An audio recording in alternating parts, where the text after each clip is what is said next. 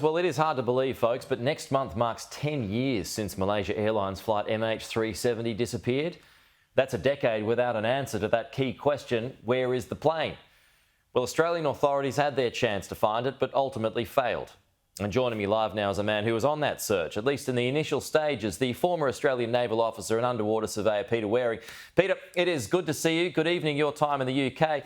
Let's start off with this anniversary, 10 years. What does this anniversary mean to you?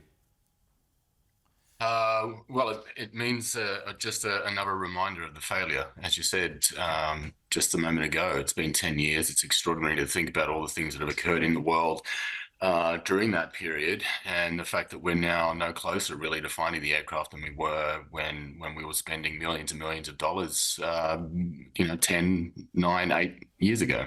Yeah, more than 100 million, I think it was in the end. Given that, as we said, failed in that search, Pete, how much should the onus be on us to have another crack?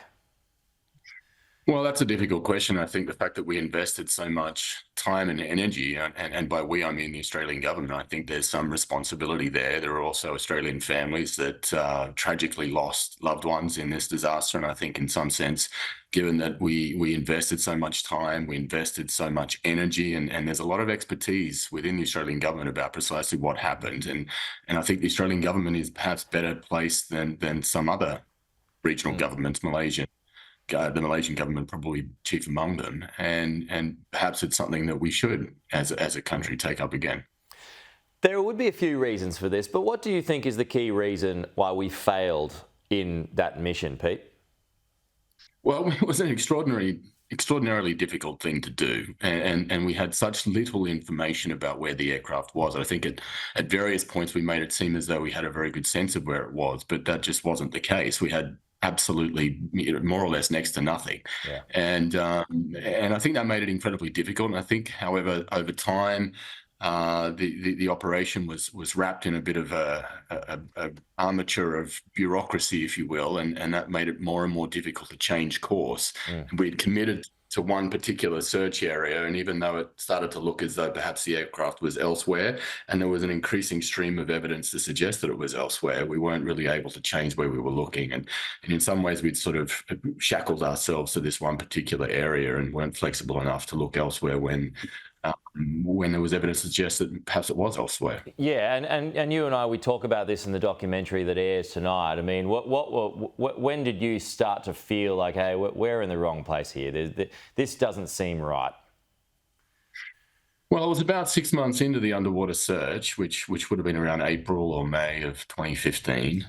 Which is itself just an extraordinarily long period of time ago, and what we'd covered enough of the seafloor to at that point, I thought at least, discount the leading assumption that the aircraft had crashed close to the seventh arc, and which is the seventh of those handshakes that the aircraft made with the satellite. Yeah, I think if that assumption had been correct, then we would have found the aircraft by that point. So at that stage, I was starting to ask some pretty serious questions about where the aircraft was and whether we were looking in the right place. And as we know, you were all part of that. Just describe for the viewers this morning the challenges and the difficulties you faced way out there in such an isolated part of the Southern Indian Ocean. Yeah, well, I was very fortunate that I was based in Canberra, because it is a really, really rough part of the ocean, and absolutely, as a mariner, I can tell you that it's not a place that you want to be spending much time.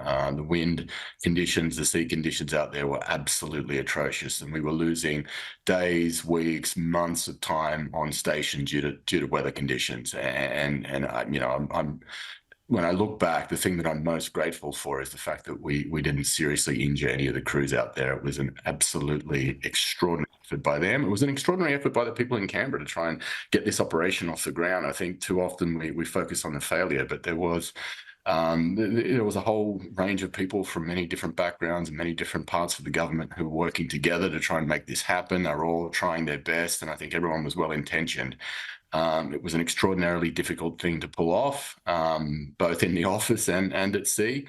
And, the fact that we were able to cover 200 and some thousand square kilometres, I think, is a testament to that effort. But we could have done it better.